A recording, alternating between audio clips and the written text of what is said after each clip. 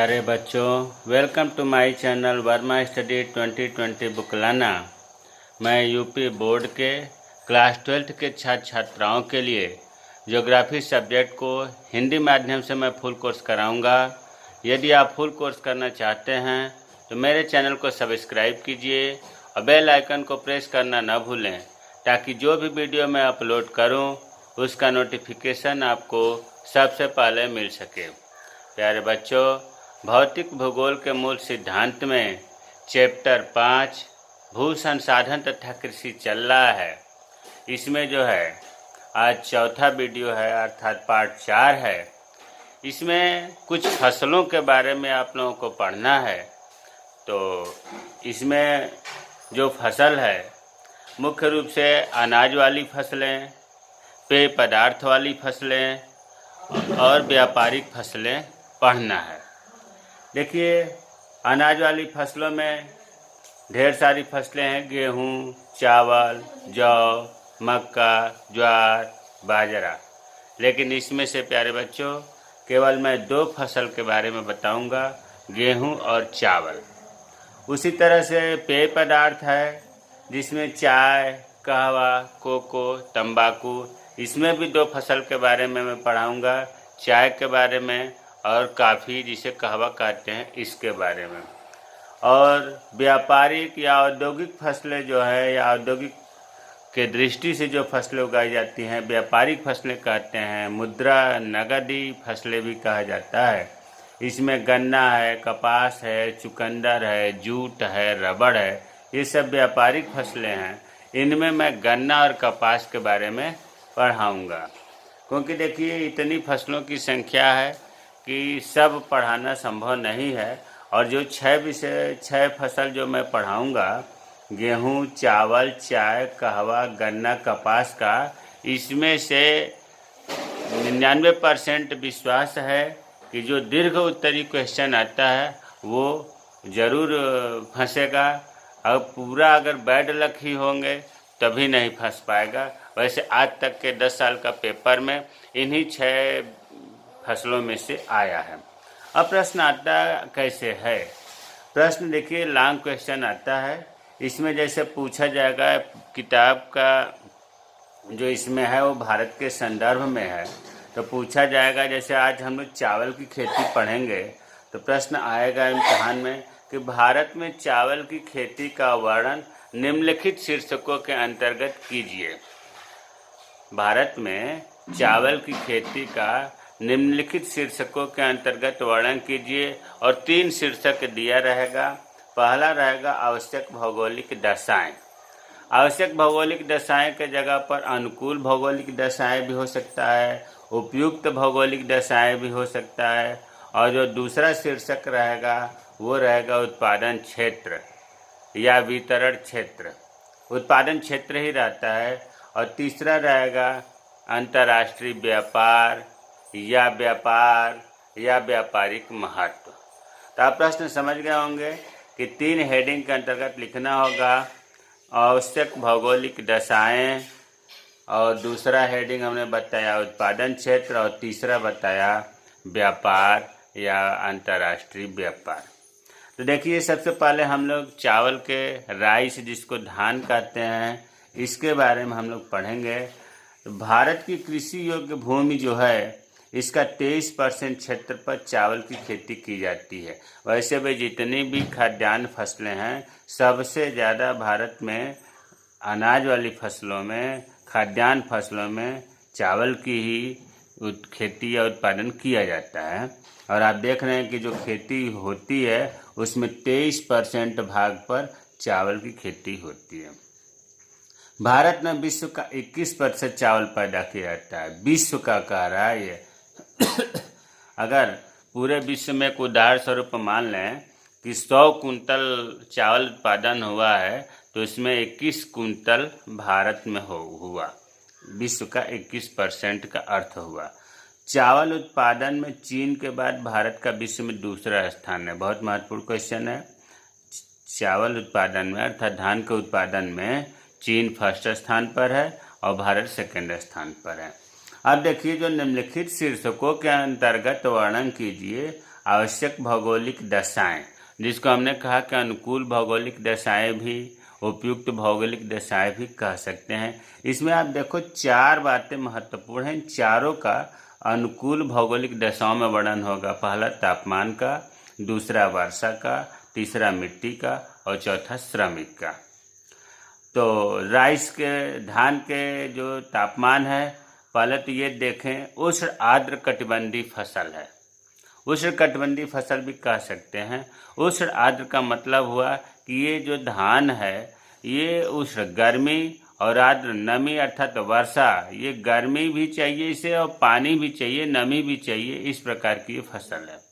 बोते समय जो इसका तापमान है 20 डिग्री सेंटीग्रेड और पकते समय ज़्यादा चाहिए, 27 डिग्री सेंटीग्रेड तापमान चाहिए। वर्षा 100 से 200 सेंटीमीटर वर्षा की आवश्यकता होती है। ये पूरे वार्षिक वर्षा की बात हो रही है। 365 दिन में जहाँ पर वर्षा होती है 100 से 200 सेंटीमीटर, वहाँ पर चावल की खेती, धान की खेती किया जा सकता है। मिट्टी, देखिए धान तो लगभग सभी प्रकार की मिट्टियों में उगाया जा सकता है, लेकिन जो नदियों का डेल्टाई क्षेत्र है या जो बाढ़ हो जाने के बाद जो मैदान बचता है, समुद्र तटीय मैदान, इनमें बहुत ज़्यादा चावल की खेती होती है, उत्पादन ज़्यादा होता है।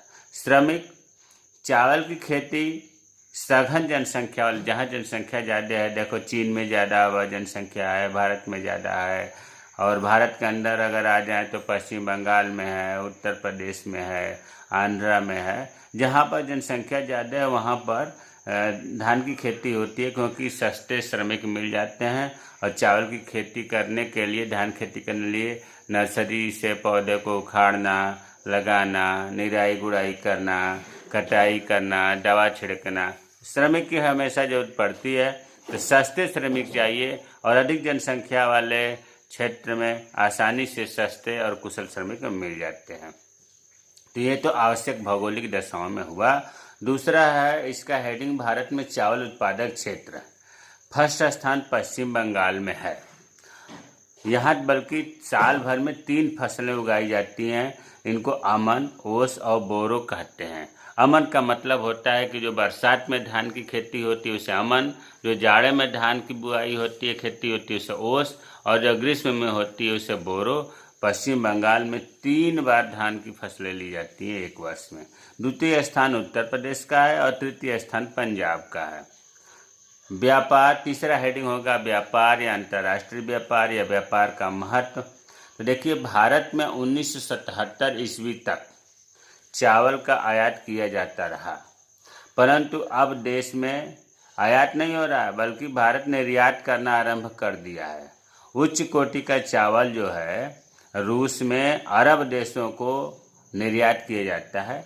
कभी कभी भारत थाईलैंड, म्यांमार, यूएसए मतलब संयुक्त राज्य अमेरिका, बांग्लादेश, श्रीलंका से चावल का आयात करता है कभी कभी।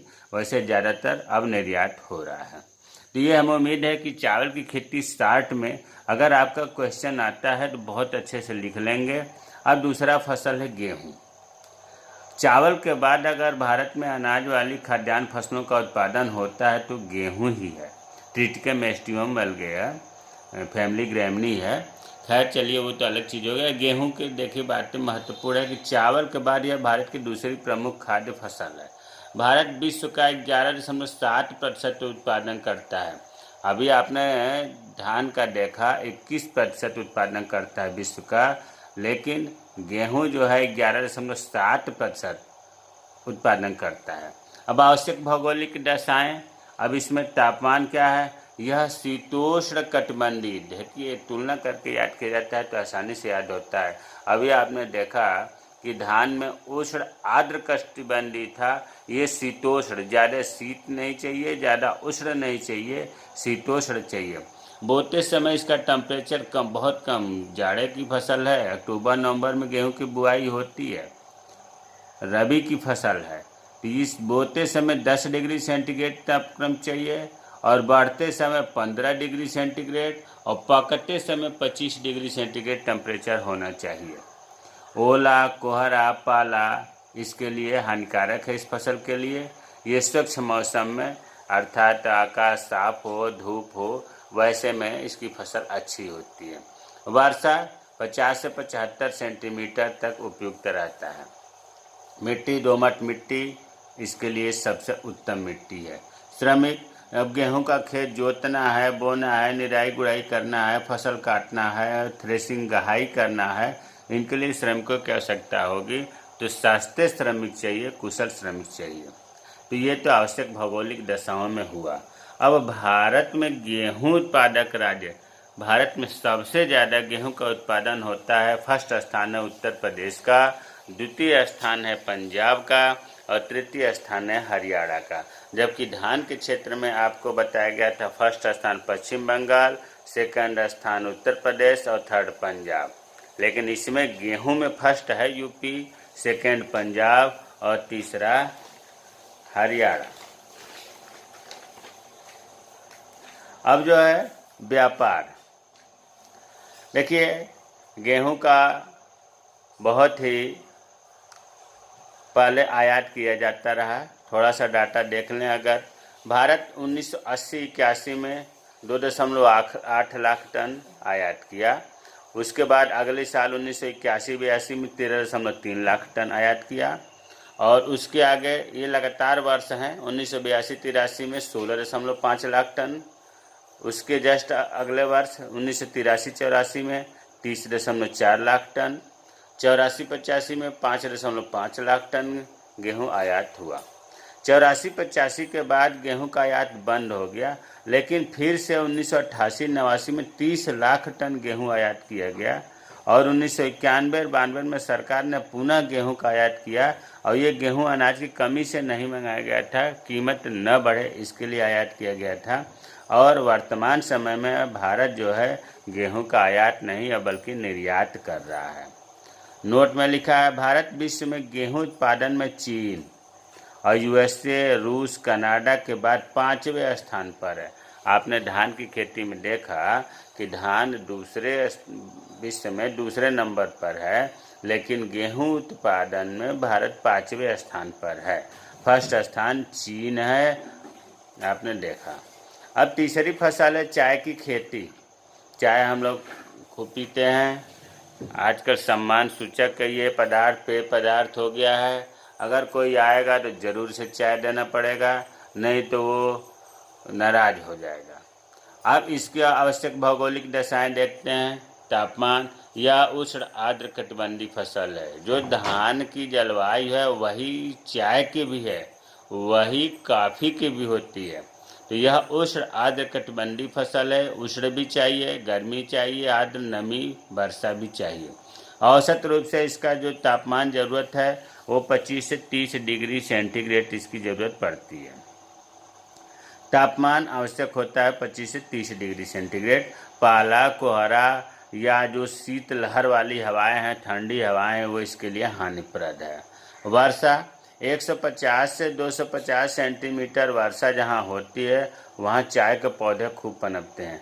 आप ये कहेंगे 150 से 200 सेंटीमीटर तो धान के लिए चाहिए, उससे भी ज़्यादा चाय के लिए चाहिए। हाँ जी, चाय के लिए चाहिए, लेकिन इसकी सबसे एक बड़ी विशेषता ये होती है कि इसके जड़ के पास पानी नहीं लगा होना चाहिए, नहीं तो चाय का पौधा जो है सूख जाएगा। इसीलिए इसकी खेती पहाड़ों पर होती है, जहाँ लगभग प्रतिदिन वर्षा हो जाती है लेकिन पानी रुकता नहीं है।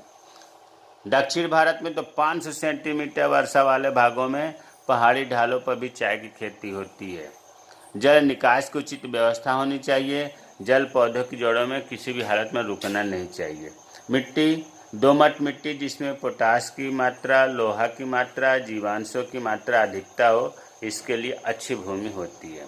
श्रमिक, चाय के बागों को लगाने के लिए एक चीज़ यहाँ बता दूँ, चाय और कॉफ़ी रोपड़ प्लांट है, ट्रांसप्लांटेशन इसका किया जाता है। इसका मतलब यह है कि इसकी नर्सरी डाली जाती है, इसको उखाड़ कर लगाया जाता है। रोपड़ ये बहुत महत्वपूर्ण है। चाय और कॉफ़ी दोनों रोपड़ है। तो चाय के बागों को लगाने के लिए, देखभाल करने के लिए, और इनकी पत्तियां एक साथ मैच्योर नहीं होती हैं, पत्तियों को तोड़ने के लिए, चुनने के लिए पर्याप्त संख्या में सस्ते श्रमिकों की आवश्यकता होती है। चाय का उत्पादन क्षेत्र, भारत में फर्स्ट स्थान असम है। असम, और दूसरा स्थान है पश्चिम बंगाल, तीसरा स्थान है तमिलनाडु। तो ये जो है यहाँ पर पहाड़ियाँ और घाटियाँ ज़्यादा मिलती हैं, इस वजह से चाय के मामले में फर्स्ट स्थान है असम, सेकंड स्थान पश्चिम बंगाल, थर्ड तमिलनाडु। व्यापार, चाय निर्यातक देशों में, अच्छा बार बार आयात निर्यात आ रहा है, कहीं ऐसा ना हो कि आप समझ ना रहे हो। आयात का मतलब होता है दूसरे देश से मंगाना, खरीदना, और निर्यात का मतलब होता है दूसरे देश को भेजना या बेचना। किसी भी देश के लिए निर्यात करना अच्छी बात होती है, क्योंकि वो जब निर्यात करेगा तो उसे विदेशी मुद्रा मिलेगी, उसकी आय बढ़ेगी। और आयात का मतलब कि कर्जा ले रहा है, वो स्थिति अच्छी नहीं होती है आयात का। तो चाय निर्यात करता है, निर्यातक देशों में भारत का चीन के बाद विश्व में दूसरा स्थान है। सबसे ज़्यादा निर्यात जो है चीन करता है, दूसरे नंबर पर भारत है। ये 2015 के अनुसार है।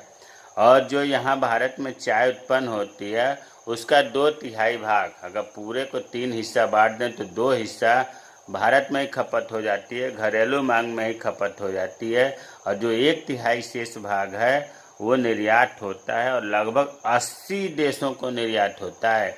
80 देशों का नाम यहाँ देना तो संभव नहीं है, लेकिन कुछ देश हैं जैसे ब्रिटेन, USA, जर्मनी, कनाडा, रूस, अरब जैसे देशों में निर्यात भारत करता है।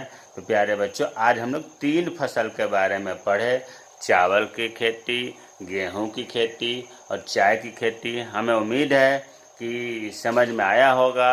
अगर कोई चीज़ समझ में नहीं आता है तो आप कमेंट बॉक्स में कमेंट करें, और कोई ज़रूरी नहीं है कि नहीं समझ में आता है तभी कभी करें।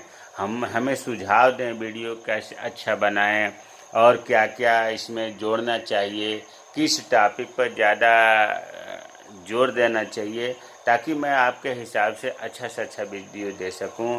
मेरे चैनल को सब्सक्राइब ज़रूर करें। जय हिंद, जय भारत।